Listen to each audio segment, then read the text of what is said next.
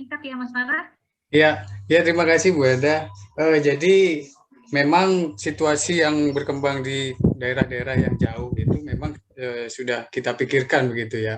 Makanya misalnya seperti aplikasi yang dimiliki yang dibuat oleh Pak Gideon Montras itu kan kalau misalnya jarak yang harus ditempuh itu jauh, mungkin dengan sampah yang sedemikian sedikit misalnya harus ada kuota yang harus dipenuhi itu mungkin harus membutuhkan biaya yang besar juga. Makanya kan kita di BKPS itu berupaya supaya bisa menjadi rumah bersama begitu ya Bu ya, di tingkat kabupaten begitu, sehingga aplikasi seperti punya Pak Gideon ini misalnya atau aplikasi yang lain begitu itu bisa memesan atau bekerja sama dengan PKPS yang akan mengumpulkan dari teman-teman yang ada di posisi-posisi yang jauh-jauh ini begitu. Nah, kita di PKPS itu bank sampah yang akan menjadi bagian dari PKPS itu adalah teman-teman kita juga begitu. Jadi anggota bank sampah dan pengurus bank sampah itu adalah anggota PKPS begitu. Nah, mereka lah yang kemudian akan melakukan pengumpulan-pengumpulan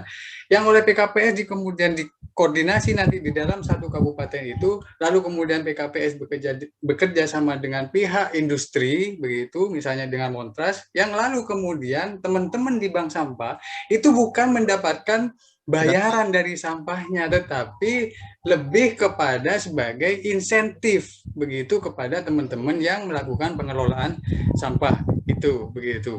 Nah, kemudian insentif juga bisa diberikan kepada Montras karena Montras juga merupakan bagian dari pihak yang melakukan upaya pengurangan sampah seperti dijelaskan di pasal 21 ayat A Undang-Undang pasal 1 pasal 21 ayat 1 poin A, setiap orang yang melakukan pengurangan sampah itu bisa mendapatkan insentif begitu. Maka semua rangkaian mulai dari masyarakat sampai Montras sampai kemudian industri daur ulangnya, bahkan sampai ke produsennya itu bisa mendapatkan insentif dari pengelolaan sampah ini begitu. Nah, kemudian yang jauh-jauh ini kalau kami di PKPS terus terang kami mengupayakan memang supaya ada pemenuhan kebutuhan infrastruktur yang masuk sampai ke rumah-rumah sehingga sampah kalau Anda tadi bisa dilanjutkan presentasi saya, kami di BKPS mendorong supaya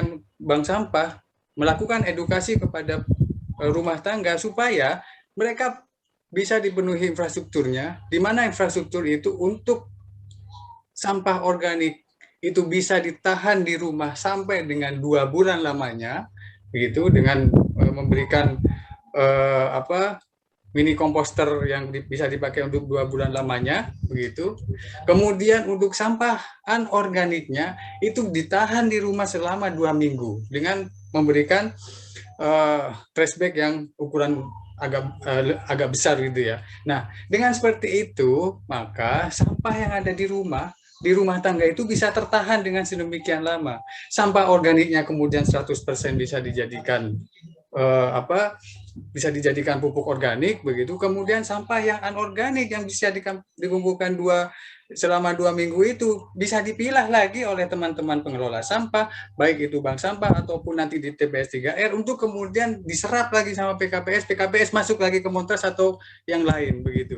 Nah, persoalannya sekarang itu sampah ini adalah muncul setiap hari. Nah, kami BKPS membangun mindset kepada semuanya dan mudah-mudahan ini bisa berjalan dengan baik begitu, supaya bagaimana orang-orang di rumah tangga itu tidak buang sampah setiap hari, ditahan sampahnya begitu. Nah, kalau sudah ada penahanan sampah ini sampai 2 minggu untuk untuk sampah anorganik, maka kemudian ada waktu yang cukup panjang begitu untuk melakukan pemilahan, yang kemudian pemilahan itu bisa lebih detail lagi dimasukkan kepada pendataan berkaitan dengan produk-produk apa yang ada di situ, yang kemudian produk-produk itu dicatat begitu, kemudian dari produk-produk ini disampaikan kepada produsennya, ini loh sampahmu sekian banyak ini gitu. Kemudian apakah produsen mau bertanggung jawab atau tidak, itu nanti kita menunggu regulasi berkaitan dengan EPR gitu.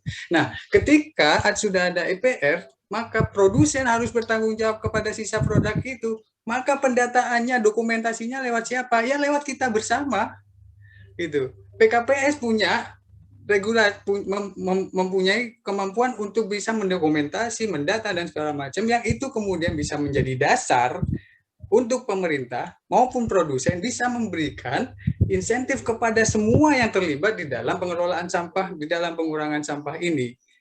Begitu, Weda. Jadi sebenarnya wilayah-wilayah yang jauh dari TPA atau segala macam itu sangat mudah dengan sistem seperti itu. Mungkin nanti bisa disebutkan di mana tempatnya, bisa komunikasi dengan kami, Bu Heda, karena kami saat ini juga sedang melakukan persiapan proyek di beberapa daerah untuk menjalankan yang seperti saya sampaikan tadi, untuk bukan mengurangi membuang sampah ke TPA begitu ya, tapi kalau bisa berhenti itu berhenti membuang sampah ke TPA kecuali sampah-sampah B3 dan residu.